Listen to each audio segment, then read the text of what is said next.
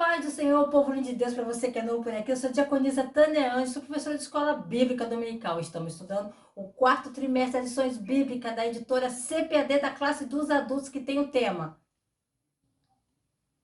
A Justiça Divina, a preparação do povo de Deus para os últimos dias, no livro de Ezequiel. A lição de hoje é a lição 9.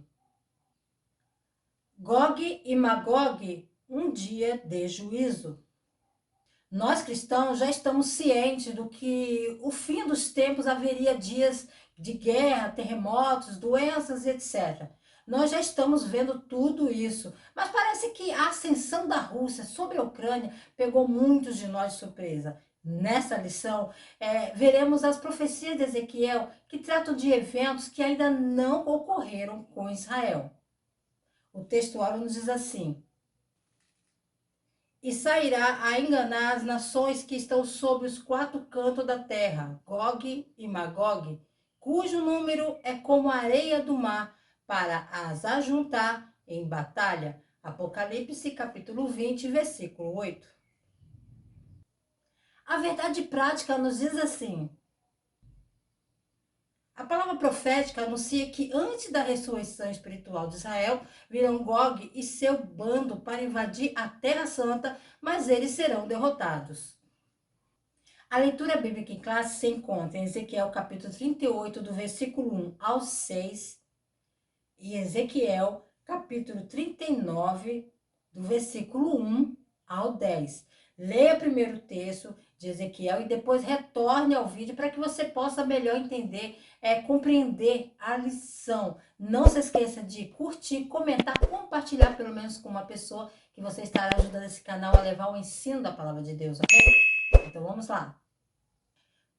Tópico 1, sobre a identidade dos povos invasores. Subtópico 1, os invasores. Há dois elementos importantes em nossa passagem que podem nos ajudar a identificar o momento desses eventos. O texto diz depois de muitos dias, né, no versículo 8, Deus deixa claro que esses eventos ocorrerão em algum momento no futuro distante da perspectiva de Ezequiel, mas isso realmente não reduz muito as coisas. Ainda também diz ainda no versículo 8, nos últimos anos. Curiosamente, esse é o único lugar na Bíblia onde a frase últimos anos é usada, mas felizmente a passagem em si nos ajuda a definir esse tempo, porque usa uma terceira frase que vimos anteriormente, que é comum em muitas profecias do Antigo Testamento sobre os tempos finais. E no versículo 16 ainda diz, nos últimos dias. Vimos essa frase anteriormente em Daniel capítulo 2, e lá descobrimos que ele é usado 12 vezes diferentes nos profetas do Antigo Testamento, para se referir ao período de tempo ligado à segunda vinda do Messias, Jesus, e o fim correspondente desta era atual. Embora isso dê um prazo geral, precisamos de mais informações para sermos mais específicos. Essas passagens descrevem várias condições que estarão presentes em Israel no momento desse ataque. O Israel vai habitar em sua terra. Este é um momento apropriado para apontar que as profecias de Ezequiel não são cronológicas ou sequenciais. Como vai se tornar mais óbvio em um momento, esse ataque tem que ocorrer antes dos eventos em Ezequiel 37, por isso que hoje estamos estudando 38 e 39, onde encontramos as pessoas completamente devolvidas à sua terra, com sua frutificação restaurada e sua relação com Deus restaurada como resultado deles reconhecerem Jesus como o Messias. Embora isso ainda não tenha ocorrido no momento em que os eventos de Ezequiel 38 e 39 ocorrem, haverá um momento substancial de pessoas da comunidade de Israel que foram reunidas de volta para a sua terra. E também sabemos que a terra terá sido restaurada dos efeitos das guerras anteriores. Embora seja difícil ter certeza, parece possível que essa condição possa existir hoje. As pessoas terão uma falsa sensação de segurança, uma vez que as escrituras indicam que não haverá guerra durante o futuro reinado do Messias. Essa invasão não pode ocorrer durante o milênio. Existe algum momento entre agora e a segunda vinda de Cristo para estabelecer o milênio, em que Israel se sentirá tão seguro e seguro que não manterá suas defesas? Sim, parece que sim. E esse, de acordo com Daniel capítulo 9, versículo 27, no início do futuro período de tribulação de 7 anos, o anticristo imporá um forte pacto com Israel. E isso ligará tão fortemente Israel ao anticristo que ele considerará essa nação como uma extensão de si mesmo e de seu império no Oriente Médio. Como resultado, através desse pacto, o anticristo garantirá a segurança nacional de Israel. Essa garantia fará com que Israel se sinta tão seguro e que falha na incumbência de manter suas defesas. Parece então que a invasão de Israel será com seus aliados islâmicos, ocorrerá durante a primeira metade da tribulação. Essa passagem descreve como o povo de Israel viverá em segurança. Eles vivem sem paredes, bares ou portões, mas obviamente essa é uma falsa sensação de segurança, uma vez que eles estão prestes a ser atacados pela coalizão de nações muçulmanas. Essa falsa sensação de segurança surge porque eles não confiam em Deus, mas sim nos esforços humanos. Parece mais que provável que a principal fonte de sua segurança seja seu poder militar. Do ponto de vista humano, o poder militar de Israel certamente tem sido o principal fator da proteção de Israel de uma constante onda de ataques desde a época em que se tornaram uma nação novamente em 1948. Mas como veremos em um momento, há outra razão para a sua sensação de segurança. Veremos isso ainda mais claro na última sessão deste capítulo, mas está aludido aqui no versículo 16. Um dos resultados desse ataque é que as nações, incluindo Israel, virão a reconhecer Deus e reconhecê-lo como Senhor. Embora muitos israelitas tenham retornado à terra desde 1948, hoje Israel é em grande parte uma nação secular. Pesquisas recentes indicam que cerca de metade das pessoas em Israel se consideram judeus seculares. E o número de pessoas que reconhecem Jesus como o Messias é apenas de 2% da população. Subtópico 2, compreendendo a profecia.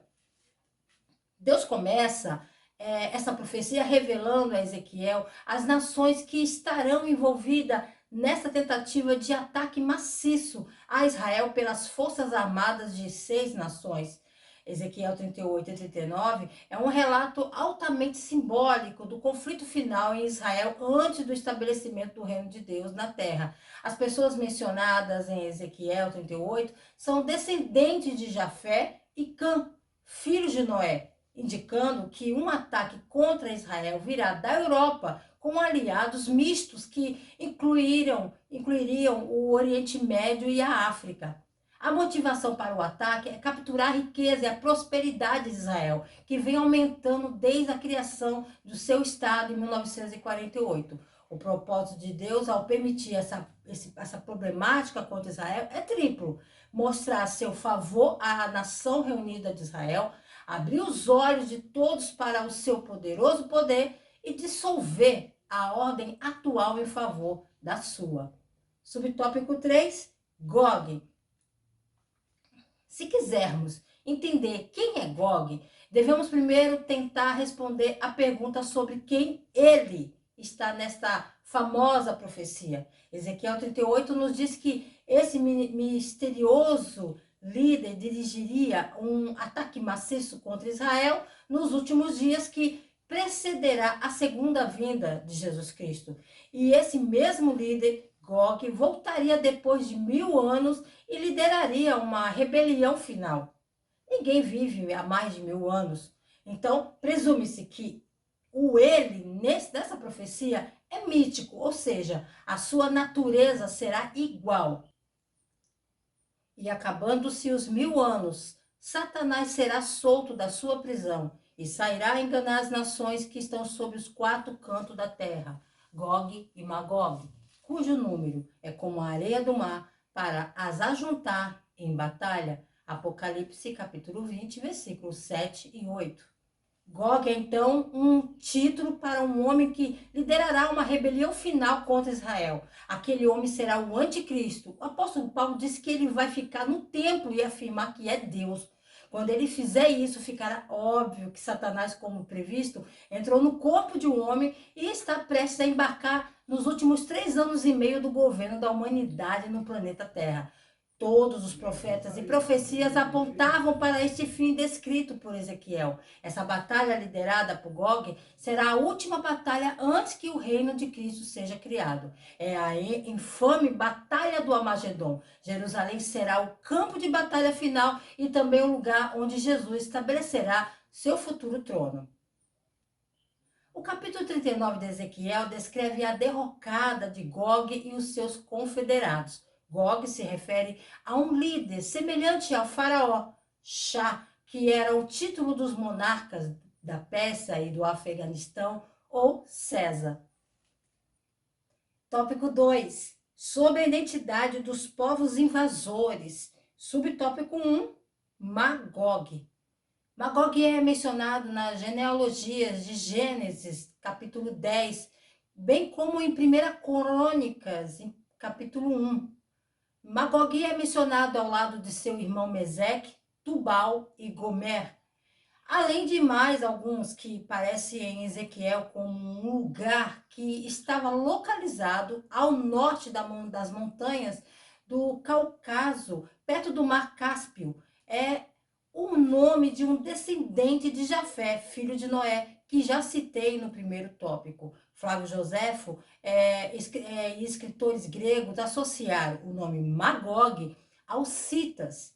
De acordo com a enciclopédia padrão internacional revisada, o maior grupo de citas vivia perto do Mar Negro, do Cáucaso, ao redor do Danúbio.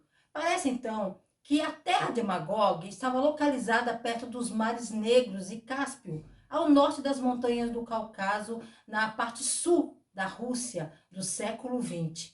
Magog, Meseque e Tubal e Gomer também são filhos de Jafé. Jafé e seus filhos se estabeleceram na Turquia de hoje. Você poderia chamar Jafé de rei da Turquia. Seus filhos são todos os príncipes. Magog era o principal ou mais proeminente entre seus irmãos.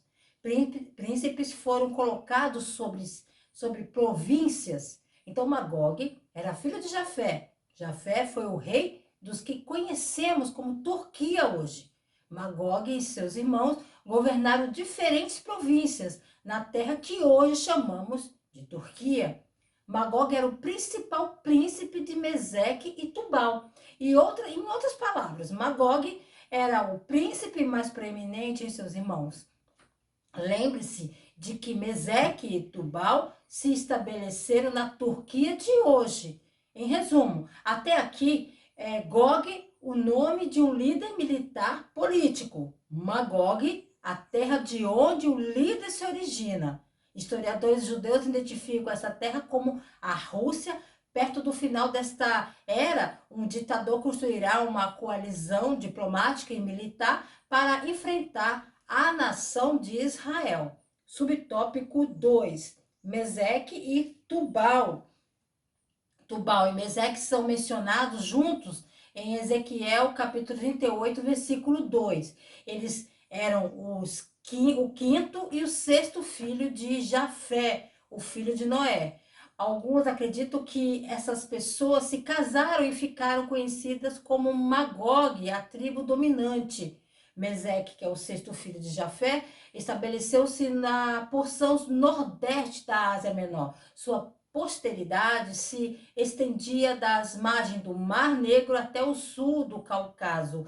Deu a origem aos europeus. Ele foi o pai de Rossi e Moshe, que dispersaram suas colônias por uma vasta porção de território russo. E seus nomes são preservados nos nomes de russos e moscovitas até hoje. Meseque significa desenhar, um povo nas fronteiras das Cólquidas, a área terrestre a leste do Mar Negro. Hoje, a região de Meseque é a atual Turquia, Rússia e República da Geórgia. Tubal significa serás trazido, uma região no leste da Ásia Menor, atual Turquia Oriental, deu origem aos assírios.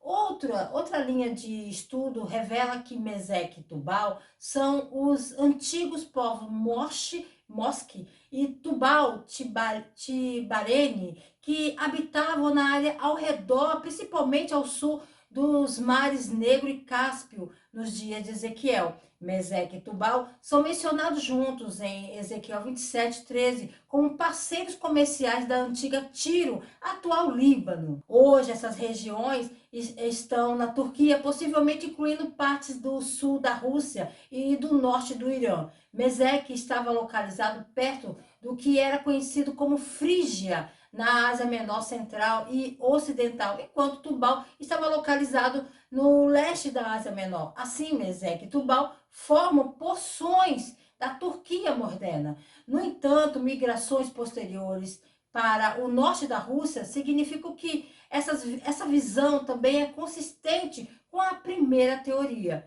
Hoje, essa região é predominantemente islâmica. Embora a Turquia moderna tenha sido secular, pró-ocidental, com um bom relacionamento com Israel, particularmente nas Forças Armadas, recentemente a Turquia voltou para um retorno a uma identificação islâmica e anti-Israel mais forte, o que significa que a profecia de Ezequiel pode estar pronta para ser cumprida a qualquer momento, agora.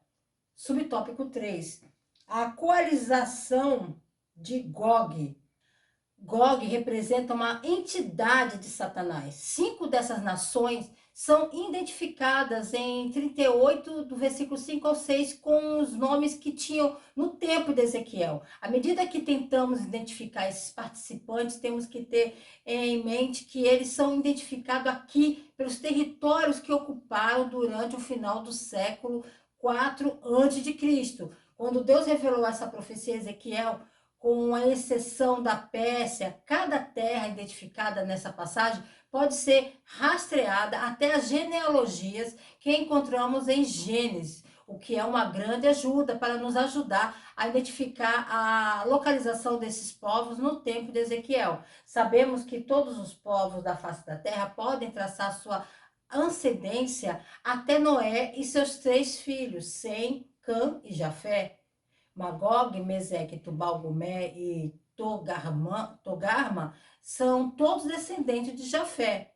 Cush e Put são a prole de Cã. A primeira nação persa é agora o estado moderno do Irã. A Pérsia teve o nome mudado para o Irã em 1935. Atualmente é governado por um governo fundamentalista islâmico que está construindo um poder militar significativo, incluindo o desenvolvimento de armas nucleares. Declarou abertamente seu compromisso com a aniquilação do Estado judeu de Israel. A segunda nação, a Etiópia, não era a mesma da Etiópia moderna. Em vez disso, ocupou a área mais tarde conhecida como Núbia. Hoje é conhecido como Sudão e é dominado por um governo fundamentalista islâmico que está usando meios brutais, incluindo a crucificação de cristãos, para tentar estabelecer um Estado islâmico puro. A terceira nação, a Líbia, descendente de Cã, vizinho ocidental do Egito, também é uma nação islâmica hoje.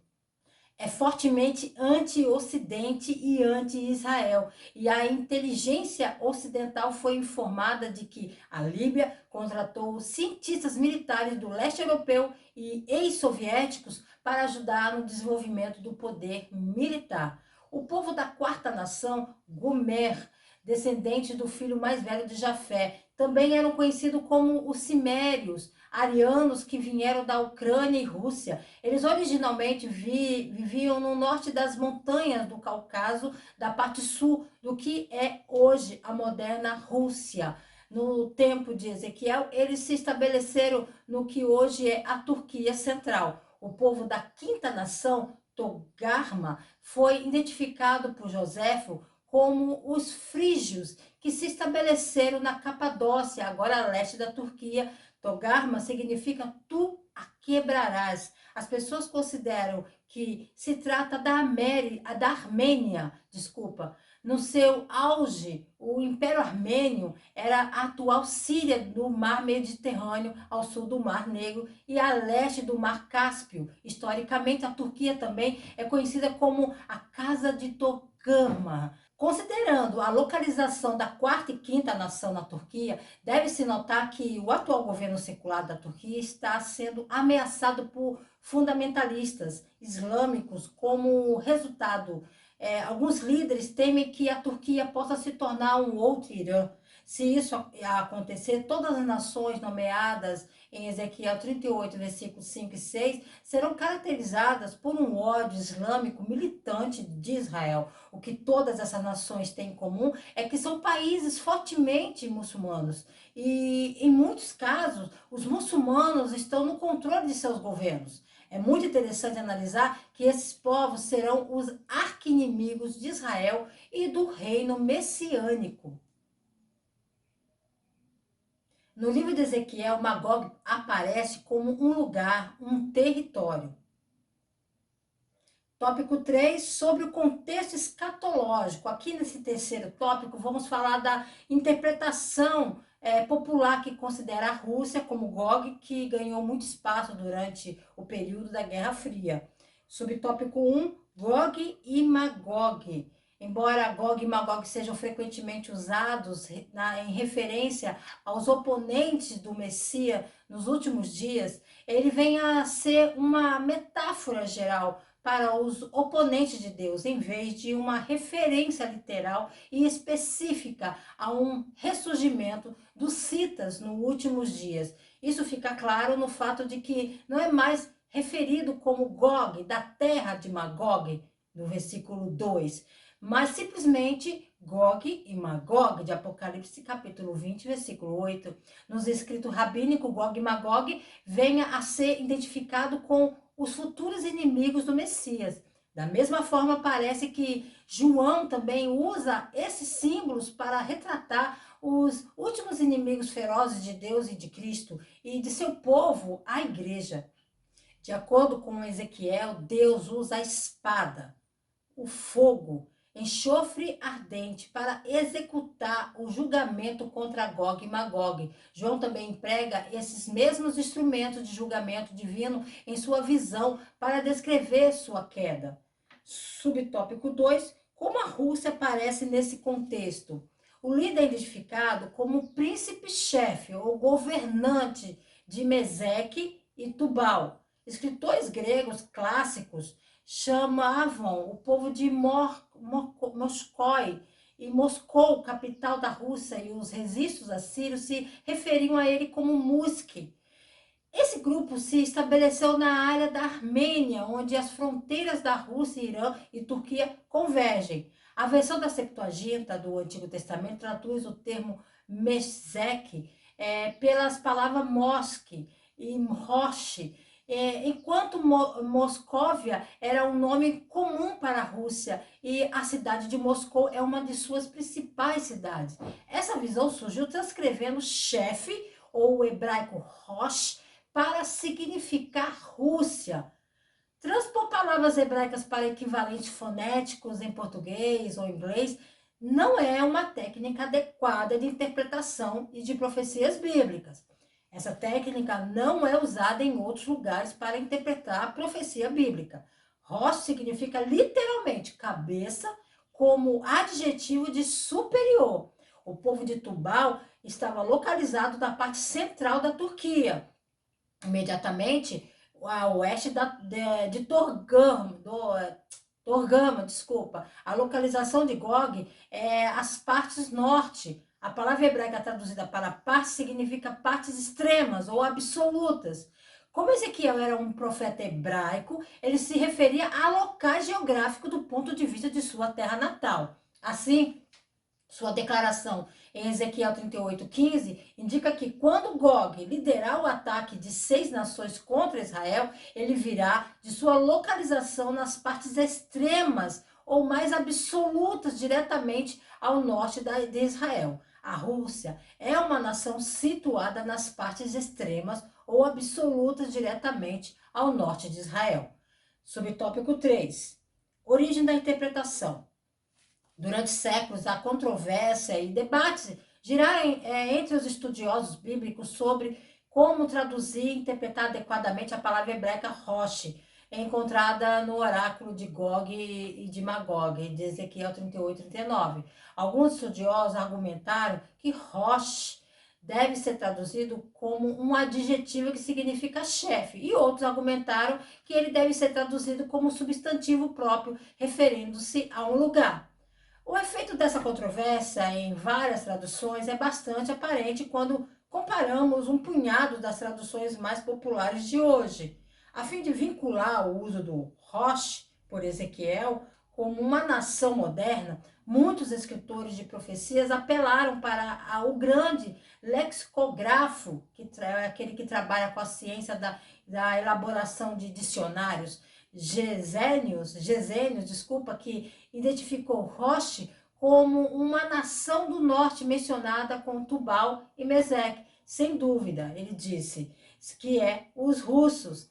Seguindo os Gesenius, Clyde Bellington dedica 3 longos artigos de uma defesa da tese Roche para a Rússia. Ele admite, no entanto, que ao procurar o povo Roche, em documentos antigos, deve-se ter em mente que o nome Roche poderia ser e foi escrito de várias maneiras no mundo antigo, como James Price aponta. O nome Roche foi até pronunciado de forma diferente e escrito de forma diferente nas várias línguas semíticas usadas no antigo Oriente Médio. Claro, nada disso significa que o uso de Roche por Ezequiel tem algo a ver com essas alegações. Devemos perguntar como a Bíblia está usando o Roche. No início deste ano, 24 de fevereiro de 2022, a Rússia invadiu a Ucrânia. O mundo ficou em estado de alerta. E 19 de julho, o presidente russo, Vladimir Putin, fez uma rara viagem internacional ao Irã, causando uma enxurrada de atividades nas mídias, sabendo-se que as escrituras contêm 1817 profecias e dessas 1797 já foram cumpridas ao pé da letra, sem qualquer erro. A guerra da Rússia contra a Ucrânia certamente cumpre parte das profecias restantes. Estamos gradualmente nos aproximando do terrível dia do Senhor. Devemos ser muito cautelosos ao pegar profecias sobre o fim do mundo. Interpretações de estudiosos podem diferir.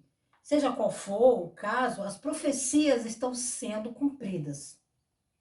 O contexto escatológico confirma que os inimigos de Israel serão derrotados porque Deus está do lado do seu povo.